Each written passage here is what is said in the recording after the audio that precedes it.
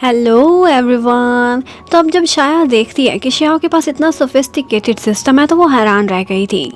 वो उससे पूछने लगती है कि तुमने तो मुझे कहा था कि तुम्हारे एक फ्रेंड ने ये सब सेटअप तुम्हें दिया है और तुम यहाँ के इंचार्ज हो। वो फ्रेंड कभी आता जाता नहीं देखा।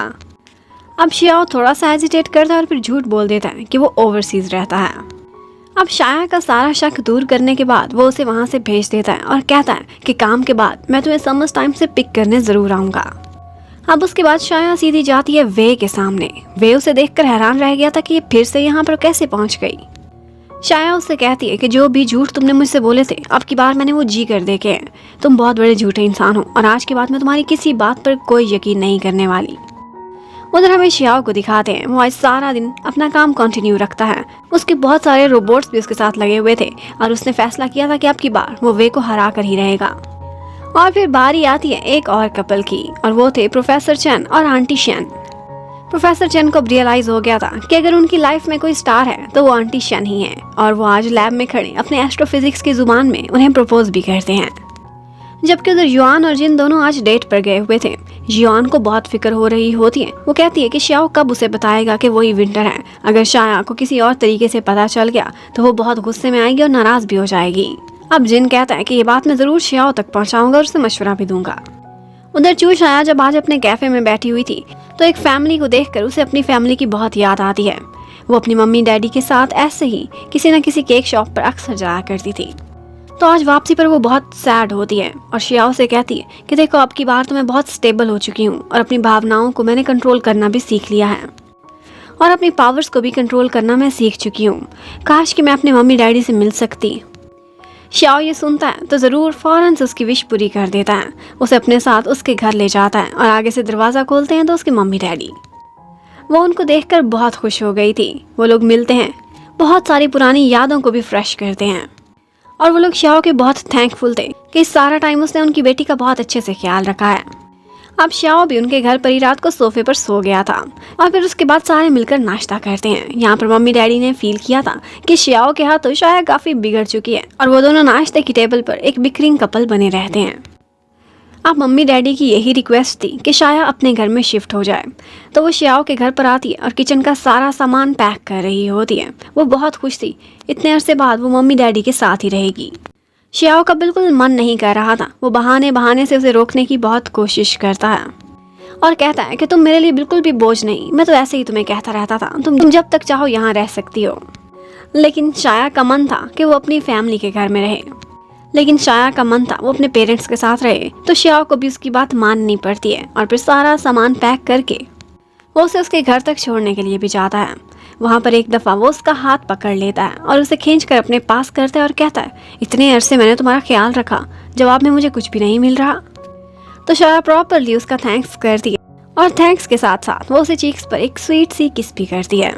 और श्याओ तो बस सारा दिन उसी किस को सोच सोच कर खुश होता रहता है और उसके रोबोट भी परेशान थे कि आज इसका हार्मोन्स लेवल काफ़ी डिफरेंट लग रहा है।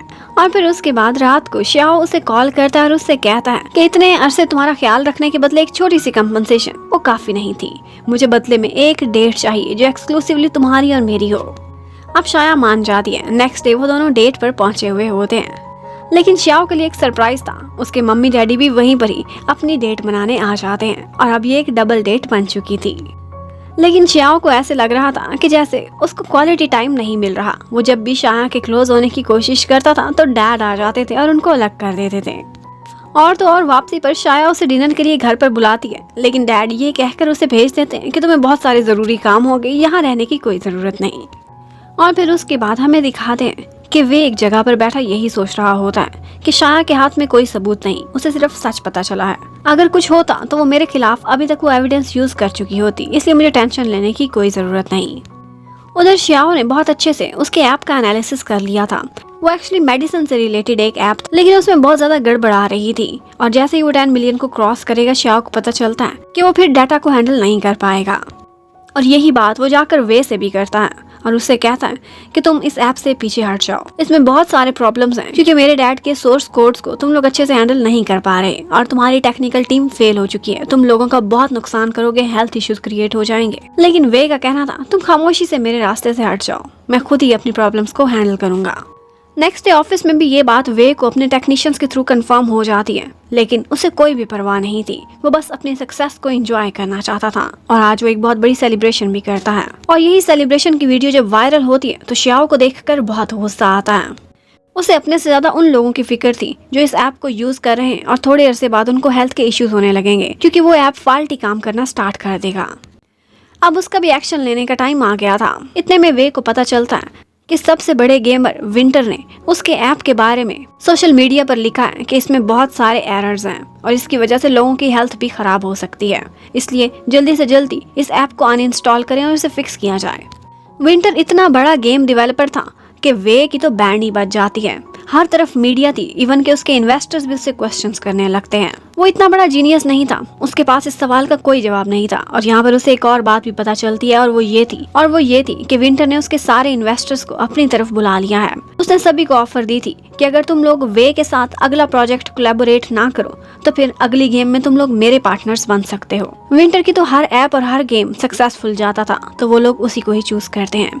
इतने में वे की स्क्रीन पर विंटर अपीयर होता है। उसने उसका टेक्निकल सिस्टम हैक कर लिया था। यहाँ पर शियाओ अपनी आवाज बदल कर बात कर रहा होता है, जिसकी वजह से वे उसे पहचान नहीं पाता। लेकिन विंटर की शक्ल में दी हुई लास्ट वार्निंग भी वे नहीं समझता। वो बहुत ढीठ इंसान था और कहता है कि मैं तो कंटिन्यू रखूंगा, लेकिन वे की इतनी औकात नहीं थी कि वो विंटर से टक्कर ले सकता।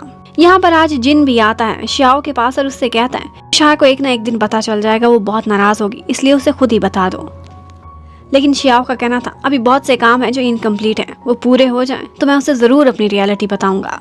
उधर शाया आज विंटर को मैसेज करती है और कहती है कि मैंने एक डम इंसान के बारे में तुम्हें बताया था, मेरा उसके साथ अब कपल बन चुका है और मेरी सबसे बड़ी विश ये है कि मैं उसके साथ एक ऑफिशियल डेट पर जाऊं जो वो आज तक नहीं गई थी। उसने तो ये सब विंटर को बताया था, लेकिन शियाओ उसकी ये विश पूरी करता है और उससे कहता है कि तुम भी मेरे साथ स्कूल यूनिफॉर्म पहनो और दोनों रात को बाहर डेट पर चले जाते हैं, बहुत सारा एंजॉय करते हैं, वो सब कुछ करते हैं जो भी शाया का सपना था। यहाँ पर एक दफा वो दोनों बीच पर खड़े होते हैं और लैंटर्न्स फ्लाई कर रहे होते हैं कि शाया को एक अजीब सी फीलिंग आती है। उसका एक हैंड डिसअपीयर हो रहा था। वो फौरन से ये सारा फिनोमेना शियाओ से छुपा लेती है और उसे कुछ भी नहीं बताती। और उसी समय हमें प्रोफेसर चेन को दिखाते हैं। वो भी बहुत परेशान थे। उन्हें इन्फॉर्मेशन मिली थी कि ग्रेविटेशनल वेव्स बहुत वीक हो रही हैं और ये एक ब्लैक होल में डिसअपीयर हो जाएंगी। शाया जब अपनी डेट से वापस आती है तो देखती है कि प्रोफेसर चेन उसी के वेट में खड़े हुए हैं। उन्हें भी पहले ही पता चल गया था कि शाया की बॉडी में बदलाव आ रहे हैं। वो उससे कहते हैं कि तुम इस टाइम और स्पेस में उसी ग्रेविटेशनल फोर्स की वजह से हो। जब वो तुम्हारी बॉडी को एनर्जी देना बंद करेगी तो तुम डिसअपीयर हो जाओगी। वो उनसे सिर्फ इतना ही पूछती है कि मेरे पास कितना टाइम है मैक्सिमम, तो वो कहते हैं ज़्यादा से ज़्यादा 15 दिन, उसके बाद तुम यहाँ नहीं रह सकोगी। शाया तो बहुत सैड हो गई थी, उसकी सारी खुशियों को नज़र लग गई थी, जबकि उधर शियाओ उसको इस बारे में कुछ भी पता नहीं था। वो तो अपनी डेट के बाद बहुत खुश होता है और डांस कर रहा होता है, साथ में जिन को भी सिखाता है। और फिर हमें दिखाते हैं कि शियाओ की एक गेम का नया अपडेट लॉन्च होता है और वो बैटल ऑफ सेंट्स थी। इसको प्रमोट करने के लिए आज चिनयोए एक इवेंट में होस्ट बनी हुई होती है। यहाँ पर एक ब्रेक के बीच उसे पता चलता है कि वे उसे बार बार कांटेक्ट कर रहा है, लेकिन वो उसे अब इग्नोर ही करना चाहती थी, कोई रिश्ता नहीं रखना चाहती थी। यहाँ पर शियाओ भी होता है। वो एक टेक्नीशियन बनकर वहाँ पर मौजूद था, लेकिन उसे जब पता चलता है कि उसके फैंस बार बार चाहते हैं कि वो विंटर की आवाज़ सुने और वो उन्हें अपनी ब्लेसिंग्स दे, तो वो उनसे वर्चुअली कनेक्ट हो जाता है, कुछ बातें करता है और उनको अपनी ब्लेसिंग्स भी देता है। लेकिन उसे ये सब कुछ करते हुए चिनयोए देख लेती है। अब उसका विंटर होने का राज चिनयोए को भी पता चल जाता है। यहाँ पर हमें फ्लैशबैक में दिखाते हैं कि इन दोनों की पहली मुलाकात हुई थी जब चिनयोए और ये दोनों एक जॉब इंटरव्यू के लिए गए हुए थे। एक्चुअली ये शियाओ ही था जिसने चिनयोए को सबसे पहले लाइव स्ट्रीमिंग में अपना ब्रांड एम्बेसडर बनाया था अपनी गेम बैटल ऑफ सेंट्स के लिए, और उसकी सारी प्रोग्रेस इसके बाद से ही स्टार्ट हुई थी। आज चिनयोए उसके सामने बहुत थैंकफुल होती है कि तुमने मुझे एक स्टार्टअप दिया, वरना मैं एक छोटे शहर से आई थी, मुझे एज ए मॉडल कोई भी सिलेक्ट नहीं करता था। यहाँ पर शियाओ से कहता है कि मैं तुमसे एक ही फेवर चाहता हूँ, और वो ये है कि वे को जाकर कहूँ कि वो एक ही मिस्टेक को बार बार रिपीट मत करे और मेरे डैड का नाम क्लियर करे। अब जब चिनयोए अपने अपार्टमेंट पर वापस आती है तो वे उसका वेट कर रहा था। वो उसे हक कर लेता है और उसे उसकी आदत सी पड़ गई थी। उससे कहता है कि मुझे इग्नोर मत करो। यहाँ पर चिनयोए उससे कहने लगती है कि तुम गलत कर रहे हो। ये सुनकर वे का मूड खराब हो गया था, तो वो उसे बताती है कि एक्चुअली विंटर ही शियाओ है, इसलिए बेहतर है कि तुम हार मान जाओ और गलत कामों से रुक जाओ। उधर हमें शाया को दिखाते हैं। युआन को लगा था कि ये डेट से आकर बहुत खुश होगी, लेकिन वो बहुत सैड सैड नजर आ रही थी। लग रहा था कि वो पूरी रात रोती रही है। युआन उससे बहुत पूछती है, वो उससे कुछ भी नहीं बताती, लेकिन यहाँ पर युआन देख लेती है कि उसके बॉडी के कुछ हिस्से यकदम डिसअपीयर होने लगे हैं। तो अब युआन के सामने उसे सारी हकीकत बतानी पड़ती है। वो बताती है कि मैं इस दुनिया में बस थोड़े दिनों के लिए हूँ और उसके बाद मैं यहाँ से डिसअपीयर हो जाऊंगी। वो बस यही सोच रही थी कि नेचर मेरे साथ इतनी क्रूअल क्यों है और आखिर ये कब तक चलेगा। और यहीं पर ये पार्ट खत्म होता है। नेक्स्ट क्या होगा ये देखने के लिए stay connected. Thank you for watching. Bye bye.